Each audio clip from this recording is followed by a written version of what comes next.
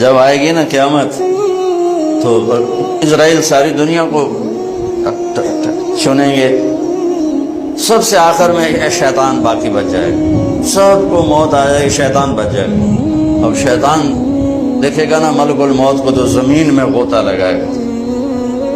اور دوسری طرف سے جا نکلے گا تو آگے ملک الموت کھڑا ہوگا،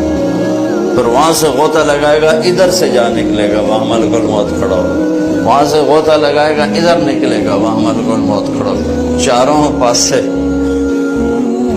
جدھر بھی گیا آگے ملک الموت تو کہے گا مجھے کہاں لے جاؤ؟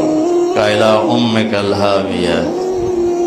اب تجھے جہنم میں لے جاؤں گا اور تیرا کیا ٹھکانا ہے۔ اور ایک حدیث اور یاد آ گئی بڑے مدت کے بعد، ایک رات ایسی آئے گی جو 3 رات کے برابر ہوگی، اور لوگ انتہائی خوف کا شکار، رات جا ہی نہیں رہی، یعنی 9 گھنٹے کی رات 27 گھنٹے ہو جائے گی تو دہشت چھا جائے گی۔ تو 3 راتوں کے وقت کے بعد سورج مغرب سے نکلے گا، جو میرے نبی نے فرمایا کہ معلوم تطلع الشمس من مغربہا، قیامت اس وقت تک نہیں آئے گی جب تک سورج مغرب سے نہ نکلے۔ تو مغرب سے سورج نکلے گا اور جیسے اشراق کا سورج ہوتا ہے اتنا نکل کے پھر غروب ہو کر پھر مشرق سے نکلے گا۔ تو جب سورج مغرب سے نکلے گا تو شیطان سجدے میں گرے گا، کہے گا یا اللہ آج جائیں تو مرضی آنکھیں میں سجدہ کرن تے تیار۔ تو اس کے شیطان اکٹھے ہو جائیں گے، کہیں گے استاد جی یہ کیا قصہ ہے؟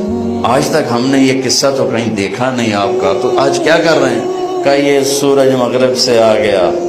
یہ میری موت کا اعلان ہے، تو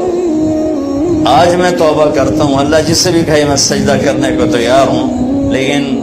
میرے نبی کا فرمان ہے جب سورج مغرب سے نکلے گا پھر کسی کی توبہ قبول نہیں ہے۔ اور ایک عجیب روایت ہے، وہ بھی آج بڑے عرصے بعد یاد آئی، شیطان کو اللہ جہنم سے نکالے گا اور آدم علیہ السلام کو جنت سے نکالے گا اور کہے گا ایک دفعہ سجدہ کر دے جنت میں ڈال دوں گا، کہے گا یہ کام نہ پہلے کیتا نہ ہون کرتا، اللہ پھر اسے جہنم میں ڈال دے گا۔ تو میرے بھائیو میں نے ایک عجیب سی تمہید بیان کی، آپ سوچ رہے ہوں گے یہ مولوی صاحب کیا بھول بھلیاں کہہ رہا ہے۔ شیطان سے جنگ، اس کے لیے اللہ نے ہمیں مسلح کیا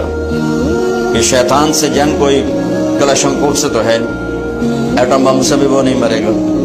توپوں سے بھی نہیں مرے گا، ہماری بد دعاؤں سے بھی نہیں مرے گا۔ تو شیطان سے جنگ ہے اعمال کے ذریعے، اعمال، اور اعمال میں سب سے بڑا جو ہتھیار ہے شیطان کے سر پہ وہ روزہ ہے، سب سے طاقتور ہتھیار شیطان کو زیر و زبر کر دیتا وہ روزہ ہے۔